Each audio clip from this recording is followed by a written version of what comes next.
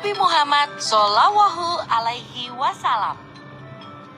Mekah yang semula hanya ditinggali oleh Hajar dan Nabi Ismail, seiring dengan berjalannya waktu, berubah menjadi sebuah negeri yang besar. Berkat doa Nabi Ibrahim, negeri itu sungguh mendapatkan berkah dari Allah. Masyarakatnya hidup dalam kecukupan dan sejahtera. Beribu-ribu tahun kemudian, Mekah berubah menjadi negeri yang sangat kejam. Sebagian besar masyarakatnya mulai melupakan ajaran agama yang benar dan berganti menyembah berhala-berhala yang mereka ciptakan sendiri. Di antaranya adalah Saman, Watan, Dusun, dan masih banyak lainnya. Semua itu adalah Tuhan yang mereka ciptakan dari batu, kayu, ataupun logam. Bukan hanya Tuhan mereka saja yang berubah, sifat dan perilaku masyarakatnya pun juga berubah. Kaum Quraisy yang secara turun-temurun menguasai Mekah dan Ka'bah mulai membentuk kelompok masing-masing. Mereka sangat berkuasa dan kaya raya. Namun kekayaan itu mereka dapatkan dengan cara yang tidak halal.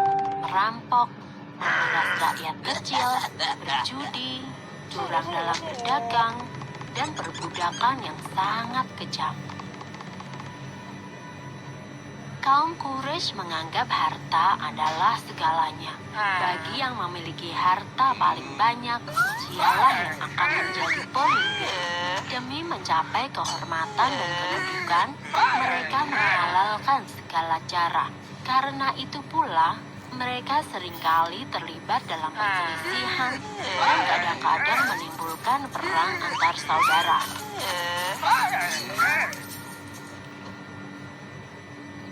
Zaman di mana kaum Quraisy hidup dengan cara yang kejam disebut zaman jahiliyah. Pada zaman itu, ada seorang wanita soleh bernama Aminah. Suaminya bernama Abdullah. Pada saat Aminah mengandung, sang suami jatuh sakit dan akhirnya pun meninggal dunia. Aminah merasa sangat sedih karena harus hidup sendirian.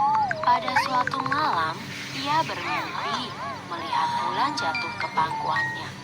Menurut ahli tafsir mimpi, kelak anak yang dikandung oleh Aminah akan menjadi orang yang dihormati. Mekah dan Ka'bah semakin ramai dan berkembang. Orang dari segala penjuru selalu berkunjung ke Mekah untuk beribadah dan juga berdagang. Kemajuan Mekah membuat Abraha, seorang gubernur di Yaman, merasa kesal. Ia telah membuat rumah ibadah yang jauh lebih besar dan lebih megah daripada Ka'bah. Namun, tidak ada satupun orang yang mau beribadah ke Yaman. Abraha lalu memerintahkan agar semua pasukannya bersiap-siap. Mereka akan menyerang Mekah dan menghancurkan Ka'bah. Abraha dan pasukan bergajahnya menyerbu Mekah dengan penuh kesombongan.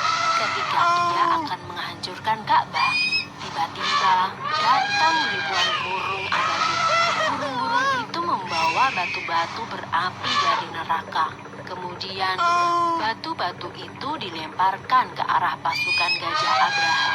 Dalam sekejap mata, pasukan Abraha berhasil dikalahkan dan Ka'bah pun dapat diselamatkan. Tahun itu kemudian disebut dengan Tahun Gajah. Pada Tahun Gajah itu pula, Aminah melahirkan putranya. Ia memberikan nama Muhammad, sebuah nama yang tidak lazim untuk anak-anak kaum Quraisy. Ialah Nabi Muhammad, nabi terakhir yang diutus oleh Allah.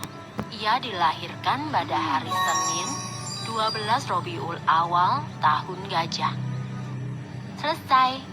Sumber dalam Al-Quran terdapat dalam surat Al-Fil ayat 1-5 yang artinya, apakah kamu tidak memperhatikan bagaimana Tuhanmu telah bertindak terhadap tentara bergajah? Bukankah dia telah menjadikan tipu daya mereka untuk menghancurkan Ka'bah itu sia-sia?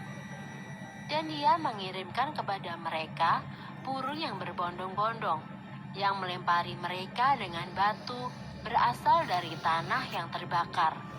Lalu dia menjadikan mereka seperti daun-daun yang dimakan ulat.